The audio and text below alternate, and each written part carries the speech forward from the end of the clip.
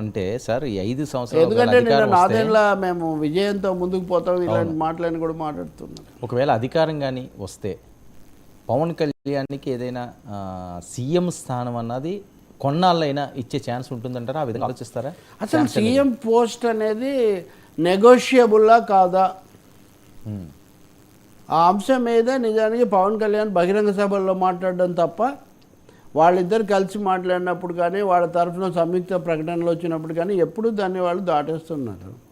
చంద్రబాబు ఆప్షన్స్లో వీళ్ళిద్దరు కలిసి మేము ముందుకు పోతామని ప్రకటించినప్పుడు కూడా మీడియా 1-2 సార్లు అడిగినా కానీ మాకు పదవులు కాదు ప్రజలు ముఖ్యం ఇట్లాంటి జనరల్ టర్మ్స్ వేరు. కానీ అందరికీ తెలిసిన మేరకు బహిరంగ రహస్యమే చంద్రబాబు నాయుడు అక్కడ నాయకుడిగా ఉంటాడు, కానీ ఆయన ఉండగా పవన్ కళ్యాణ్ కూడా నాయకుడిగా పెట్టడం అనే అవకాశం ఎక్కడి నుంచి ఉత్పన్నమవుతుంది? ప్రజలు ఎవరో ఒకరిని చూసి ఓటేస్తారు.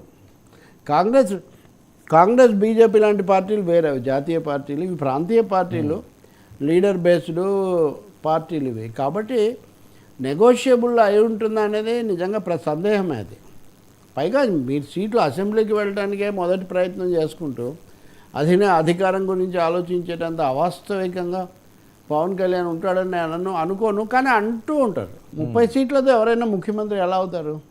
అది మళ్ళీ ఫలితాల మీద ఆధారపడి ఉంటుంది. అంటే కంటెస్టెడ్ సీట్స్ ఎన్ని అన్నిటికంటే విన్నింగ్ సీట్స్ ఎన్ని అనేది చాలా ముఖ్యం కదా. కాబట్టి ఎన్ని సీట్స్ ఎవరు తెచ్చుకుంటారు, ఆ పొందికి ఎలా ఉంటుంది, అసలు జయాపజయాలు ఎలా ఉంటాయి, వాటన్నిటి మీద ఆధారపడి ఉంటుంది. కానీ నేను అనుకోవటం చంద్రబాబు కానీ లేకపోతే తెలుగుదేశం కానీ దానికి ఒప్పుకుంటాయి. ఇది జంట నాయకత్వం, కొన్నాళ్ళు వాళ్ళు కొన్నాళ్ళు మేము అనే పరిస్థితి అయితే ఏమి ఉండదు. అది అంటే తెలుగుదేశం పార్టీ పొత్తులు లేకుండా వెళ్ళే పరిస్థితి లేదు అన్నది మనం ముందు మాట్లాడుకున్నాం.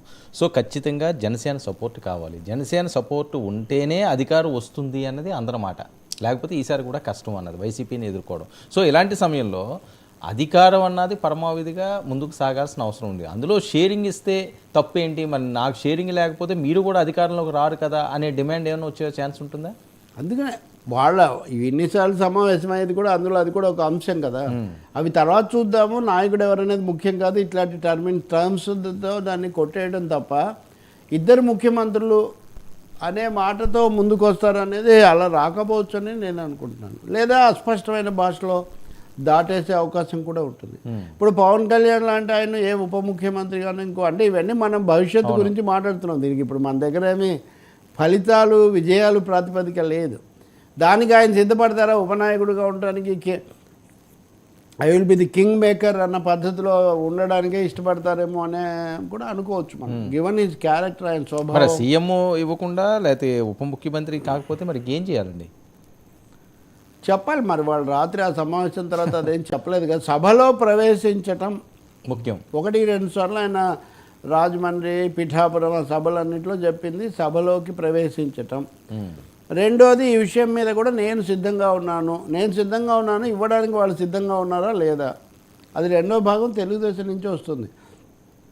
మీరు తెలుగుదేశం యాంగిల్ నుంచి చెప్తున్నారు, జనసేన యాంగిల్ నుంచి చెప్తే అవును పొత్తు పెట్టుకుంటే తప్ప అధికారంలోకి రాము అనేది ఎంత నిజమో, పొత్తు పెట్టుకుంటేనే మనకు అస్తిత్వం అనేటటువంటిది అటువైపు ఉందనేది కూడా అంతే నిజం కదా. కాబట్టి ఇంకా మూడోది, విశాఖపట్నంలో ప్రధానమంత్రిని కలిసి పవన్ కళ్యాణ్ మంచి రోజులు వస్తున్నాయి, నేను అన్నీ మాట్లాడాను, నాకు ఒక అవకాశం ఇవ్వండి అన్నారు కదా. మరి తనకు ఒక అవకాశం ఇవ్వమని ఆ రోజు అడిగారు విజయనగరంలో, తనే అడిగారు. సో అనేక డైలాగులు ఉన్నాయి దీనికి సంబంధించి, పొలిటికల్ డైలాగ్స్. వాటిలో వెయిట్కి స్టిక్ ఆన్ అయి ఉంటారు అనేది వీళ్ళ మధ్య ఒక నిజమైన ప్రకటన, నిజమైన రాజకీయ ప్రకటన, దిశానిర్దేశం చేస్తే అప్పుడు దాని మీద ప్రజలు స్పందించడానికి కానీ మనము వ్యాఖ్యానించడానికి కానీ అవకాశం ఉంటుంది.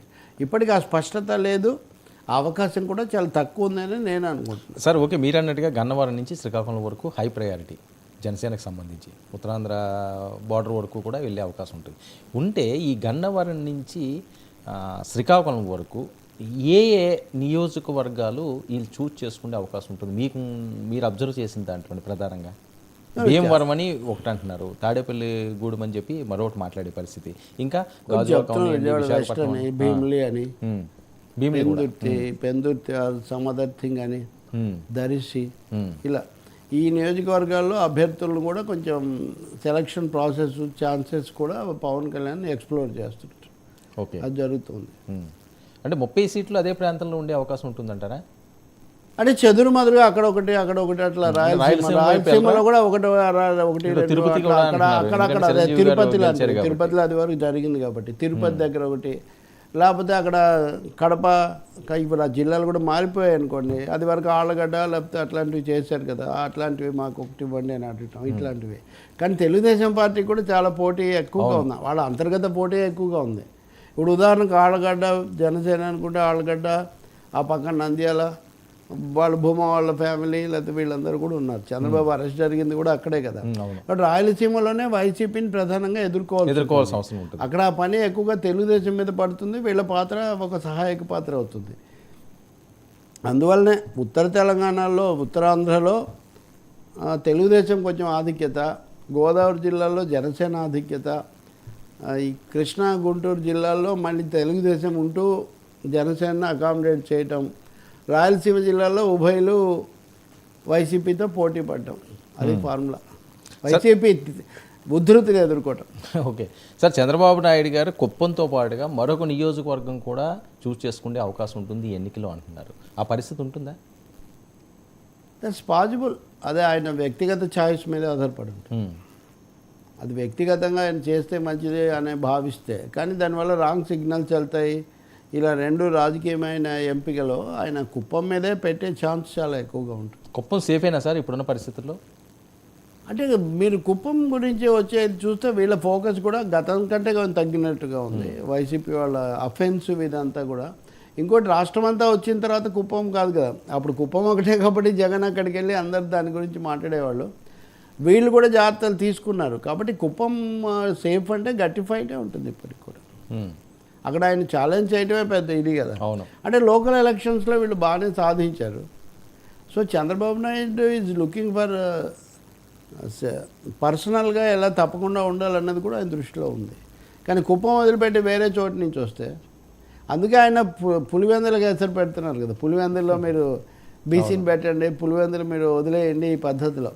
సో పొలిటికల్ రిటారిక్గా మిగిలిపోయే అవకాశమే ఎక్కువగా ఉంది కుప్పం అనేది. సార్ ఇప్పుడు ఈ ఎన్నికల్లో పవన్ కళ్యాణ్, చంద్రబాబు నాయుడు గారే వాయిస్ ఎక్కువ వినిపిస్తుంది. మరొక పక్క జగన్మోహన్ రెడ్డి గారు, వీళ్ళ మధ్య వార్ నడుస్తుంది. లోకేష్ గారు ఇప్పటి వరకు కూడా ప్రధాన కార్యదర్శిగా ఉన్నారు, చంద్రబాబు నాయుడు గారు కుమారుడిగా ఆయన ఉన్నారు, వారసత్వం ఆయనకే వచ్చే అవకాశం ఉందని తెలుగుదేశం శ్రేణులందరూ కూడా మాట్లాడే పరిస్థితి. మరి ఈ ఎన్నికల్లో లోకేష్ పాత్ర ఏంటి? హైలైట్ అయ్యేది వీళ్ళిద్దరే అవుతున్నారే. లోకేష్కి కొద్దిగా ఇబ్బందేనా ఎక్స్పోజర్? తెలుగుదేశం సైడ్ నుంచి చేస్తారు కదా.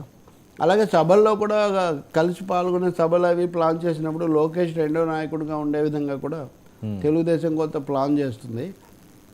బట్ ఈ ఎన్నికల మటుకు చంద్రబాబు నాయుడు పాలనా దక్షత, చంద్రబాబు నాయుడు అనుభవం వీటి మీదే నడుస్తాయి. ఇంకా అందులో రెండో అభిప్రాయం ఏం లేదు. లోకేష్ ఈ విజయం సాధిస్తే తర్వాత పునాది పడుతుందని తప్ప, అది చంద్రబాబు తెలుగుదేశం ఒక దశలో అనుకున్నది లోకేష్ను ఎక్కువగా ప్రమోట్ చేయటము అనేది. అది పాదయాత్ర వరకు జరిగింది, ఇప్పుడు ఇంకా ఎన్నికల యాత్రే. ఇందులో లోకేష్కు ప్రాధాన్యత ఇవ్వడానికి ప్రయత్నిస్తారు వీలైనంత వరకు. కానీ లోకేష్ సెంట్రల్ ఫిగర్ జనసేన నాయకులు ఒప్పుకుంటారా? సెకండ్ ప్రయారిటీ పవన్ కళ్యాణ్కి ఇవ్వాలి తప్ప. నేను మీకు ఆ విషయం మొదలు చెప్పే కదా, సెంట్రల్ ఫిగర్గా ఉండే అవకాశం కాదు, తప్పకుండా త్రయంలాగా చూపించే అవకాశం ఉంటుంది. నాయక ద్వయం కాదు, నాయక త్రయం. ఆ త్రయంలో లోకేష్ కూడా వాళ్ళతో పాటు ఉంటారు. బట్ మీరు టీడీపీ సెంటర్స్కి పోయినప్పుడు తండ్రి కొడుకులు ఎక్కువగా ఫోకస్ అవుతారు, అక్కడికి వెళ్ళినప్పుడు వీళ్ళు అవుతారు. ఇంకా అవన్నీ కూడా పవన్ జనసేన వాళ్ళ చాకచక్యం మీద, తర్వాత వాళ్ళు మాట్లాడే దాని మీద ఆధారపడి ఉంటాయి. వీలుంటే లోకేష్ను పుష్ చేద్దామనే చూస్తుంది కదా తెలుగుదేశం పార్టీ. ఇప్పుడు జనసేనకి చూస్తే పవన్ కళ్యాణ్, లేదంటే అప్పుడు పవన్ కళ్యాణ్ పెద్దవాడిలాగా ఆయన కూడా ఈయన ఆశీర్వదించడం లాగా ఈ పద్ధతిలో కూడా చేయొచ్చు. పెద్దరికం కూడా తీసుకునే ఒక పద్ధతి కూడా చేయొచ్చు. సార్ జనసేన విషయానికి వస్తే